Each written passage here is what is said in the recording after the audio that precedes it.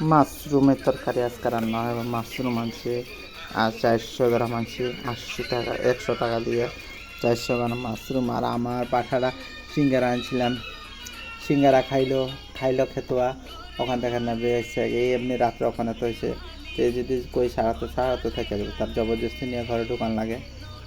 এই অবস্থা। এই আর কি চলছে। আমার মেয়ের লেগে এই বোতলটা আনছি, আমার মেয়ের লেগে আজকে এই বোতলটা আনছি।